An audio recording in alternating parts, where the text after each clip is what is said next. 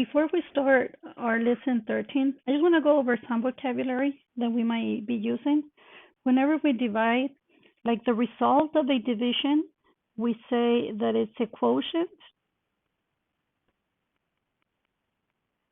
If we want to discuss about divide, or actually divide into numbers, of course, we use the word divide.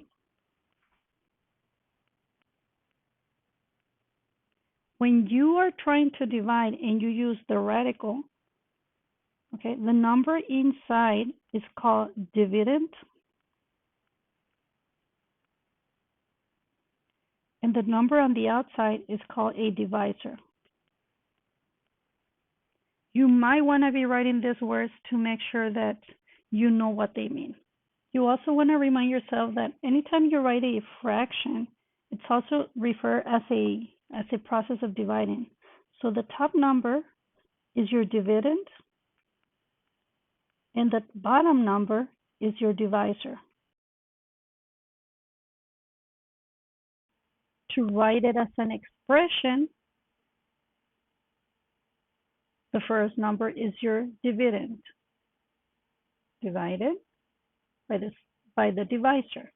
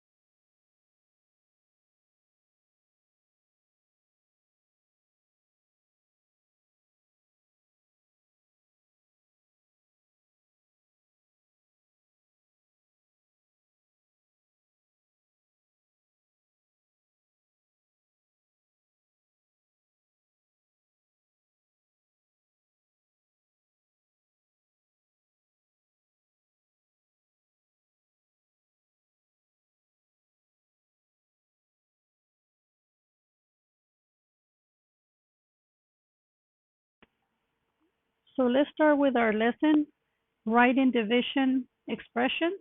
We're going to start on page 153 on your workbook, and we're going to start working with example 1.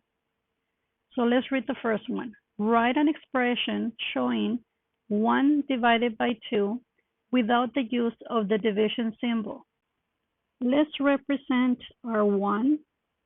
And again, the size does not matter. You choose how big you want your model to be. That is my 1. From here to here is going to be 1. Then it says divided by 2 parts. So what we're going to do is just divide it 2 parts right there. So we can see here that this is 1 part out of the 2, because he wanted 2 parts. Divide the 1 into 2 parts. So the 1 divided into 2 parts, and this is just 1 part. Question number 2. What can we determine from the model? Well, what can we determine? We can make a conclusion that when 1 is divided by 2, that is the same as 1/2. And if you notice, 1 divided by 2 is something that you're probably very used to it. Just the fraction is the one that maybe you always see it as a fraction, but the fraction also means division. So 1 over 2 is the same thing as 1 divided by 2. Let's go with example number 2. Write an expression showing A divided by 2 without the use of the division symbol. We're going to do the same thing as we did on the top, but in this case, now we have a variable. We don't know what the A represents, right? This is something that you got to keep in mind. We do not know what the A means. We just need to know that it has to be divided into 2 parts. So again, your model, you decide what size you want it. It doesn't have to be a specific size because we do not know the value of A. We just know that from here to here, that represents your number A, which we don't know. And we have to divide it into 2 equal parts. which leave us from here to here to be just one part out of the two.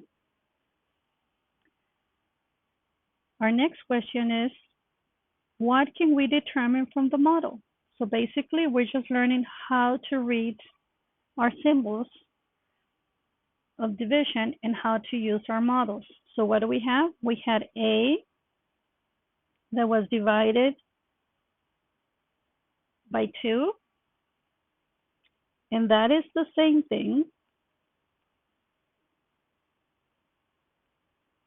That is the same as whatever A is divided by 2. And you'll get better as we work with variables. You'll feel more comfortable in reading your fractions with variables. When we write division expressions using the division symbol, we represent, what does this represent?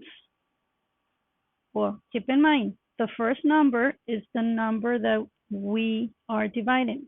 So that is going to be called the dividend. Let's write it down. Dividend. Divided, use your symbol, by your second number. So second number, which is your divisor. Divisor. I almost run out of space there.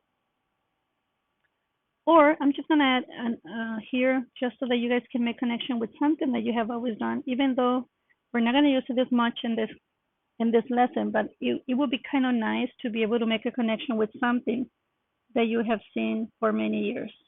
So the dividend is the one that goes inside, right? And the divisor is the number that goes outside the radical. Okay, this is just to help you make connections with something that you already know. How would this look when we write the division expression using a fraction? Now notice that today we are concentrating more in reading the symbol, making your model, and learning how to read it as a fraction. Well, the same way. The first number, the top number on your division, let me just break this 1 second. The top number is going to be your dividend. It's a fraction.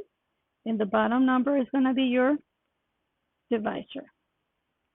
These are important things that we need to keep in mind for next lessons.